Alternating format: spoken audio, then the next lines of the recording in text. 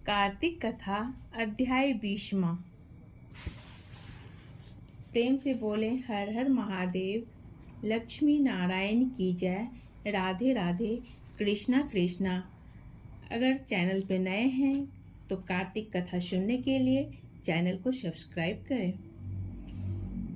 धर्मदत्त बोला, तीर्थदान व्रत करने से पाप दूर हो जाते हैं, परंतु तू प्रेत योनि में है, इसलिए मुझको अधिकार नहीं है। तेरी इस आत्मग्लानि को देखकर मेरा मन दुखी है। तेरा उद्धार किए बिना मन प्रसन्न नहीं होगा। 3 प्रेत योनियों को दिलाने वाले तेरे पाप बड़े उग्र हैं। प्रेत योनि निंदित है, जो थोड़े पुण्य से नहीं छूटेंगे। अतः इस जन्म में जो मैंने कार्तिक का व्रत किया है, इसके पुण्य के आधे फल से तू श्रेष्ठ गति को प्राप्त हो। यज्ञ, दान और तीर्थ यात्रा ये कार्तिक के व्रत की बराबरी नहीं कर सकते हैं। नारद जी बोले। यह कहकर धर्मदत्त ने 12 अक्षर मंत्र का उच्चारण करके जो मिला हुआ जल पुनः उसके ऊपर छिड़का। सोई प्रेत योनि छूट गई। जलती हुई अग्नि के समान दिव्य रूप धारण कर वह ब्राह्मण को प्रणाम कर हर्षित वाणी से बोली, हे द्विजश्रेष्ठ, तेरी कृपा से मैं नरक में छूटी पापों से डूबी हुई मुझको आप निश्चय नौका रूपी हो। नारद जी बोले। तब कलह ने देवताओं से युक्त प्रकाशमान विमान को देखा।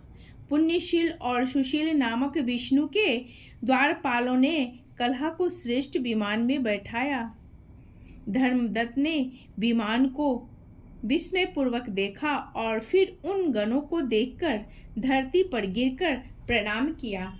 उन दोनों द्वारपालों ने उस ब्राह्मण को उठाकर उसकी प्रशंसा करके धर्म युक्त वचन कहा, हे ब्राह्मण, तुम बहुत अच्छे हो, विष्णु की भक्ति में सदा लगे रहते हो, दीनों पर कृपा करने वाले धर्मज्ञ हो।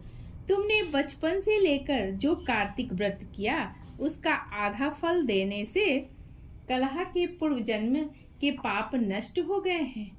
तुम्हारे स्नान के फल देने से इसके पाप मिटे और हरि का जागरण आदि करने से इसे विमान मिला। नाना प्रकार के भोगों को भोगने अब वैकुंठ को जा रही है।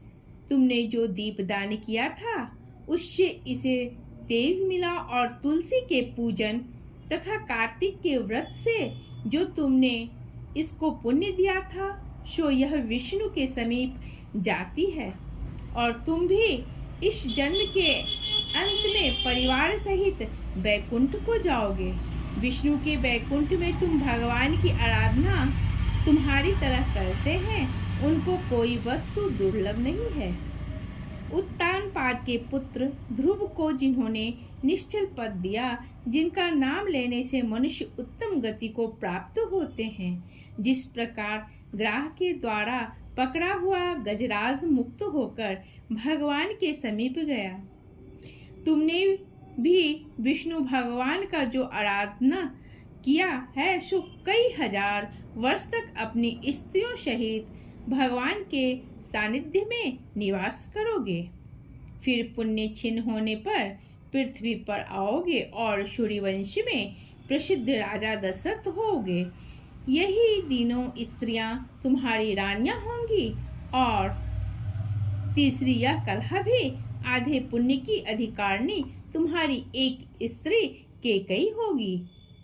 वहां भी विष्णु भगवान आपके समीप रहेंगे और तुम्हारे पुत्र होकर देवताओं का कार्य करेंगे।